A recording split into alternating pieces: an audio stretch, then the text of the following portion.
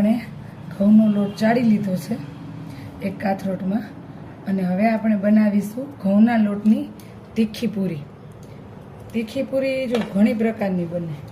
તમારે બહુ પાતળી કરો તો કડક બને, પછી મીડિયમ કરો તો એકદમ સોફ્ટ બને.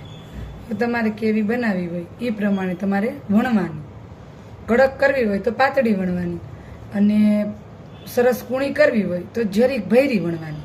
હવે આપણા તીખી પૂરીના લોટમાં સ્વાદ અનુસાર નાખ્યું છે હળદર આમાં, અને પછી નાખીશું આપણે ધાણા જીરું. આ આપણે ધાણા જીરું નાખ્યું. હવે આપણે આમાં એડ કરીએ છીએ લાલ મરચું.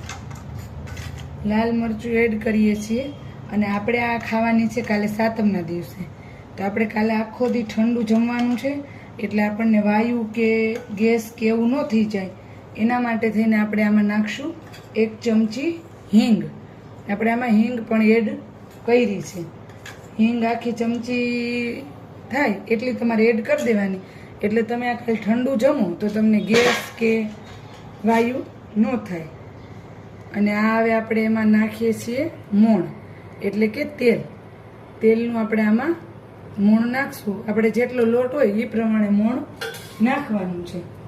હવે આપણે સ્વાદ અનુસાર આમાં એડ કરીશું મીઠું. મીઠું અમે સિંધાલું ખાઈએ છીએ એટલે થોડુંક વધારે વાપરીએ છીએ, કેમ કે એ થોડુંક મોડું હોય, પણ તમે જે ખાતા હોય એ પ્રમાણે એડ કરવાનું છે.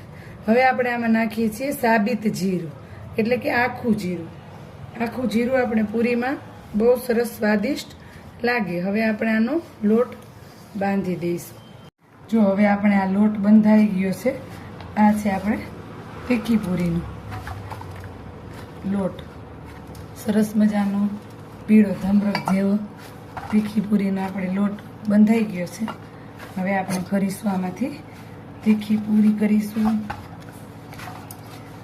પછી સરસ મજાની આપણે તમને પૂરી પણ દેખાડીશું. આ લોટને પણ આપણે આમને સોફ્ટ રાખવા માટે લોટ બંધાઈ જાય પછી આપણે આમાં થોડુંક તેલ હોય ને એ ઉપરથી પાછું તેલ રેડી અને આને ચૂકવી નાખવાનું છે.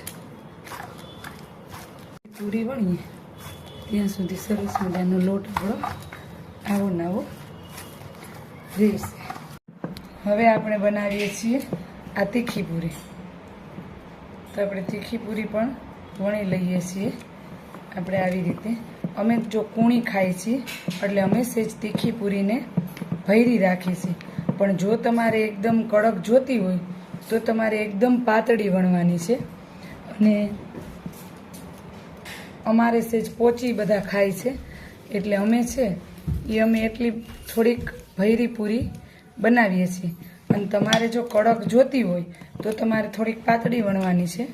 પાતળી વણી અને એકદમ તમારે એમ થાય કે એકદમ કડક આવી છે તો સેજ તમારા આ છરી હોય, છરીથી તમારે આમાં 3-4 કાણા કરી દેવાના છે, એટલે એ પૂરી તમારી ફૂલશે નહીં અને તમારે એકદમ કડક તેલમાં તળાઈ જશે.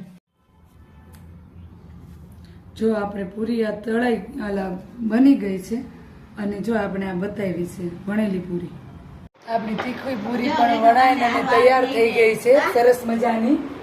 અને હવે જો આપણે હમણાં તળી લઈશું. તળતા પાછી તમને બતાવીશું તૈયાર થાય પછી. હવે આપણે જો તેલ મૂક્યું છે અને તેલ પણ આવી ગયું છે. હવે આપણે તીખી પૂરી પહેલાં તળીશું અને આપણે આ તેલ આવી ગયું છે કે નહીં જોવા માટે આટલો લોટ પૂરીમાં પહેલાં નાખીશું કે બરાબર જો તેલ આવી જાય તો પૂરી સરસ ફૂલે. હવે આપણે આ તેલ આવી ગયું છે અને આ પૂરી અંદર તેલમાં નાખી દીધી છે.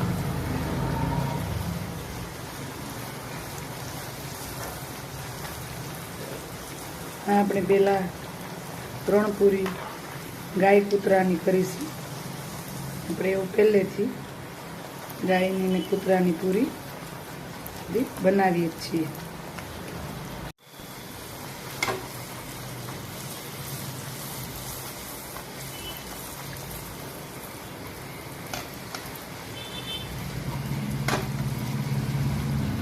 આવી રીતે પૂરી આપણે પૂરી હવે તળીએ છીએ.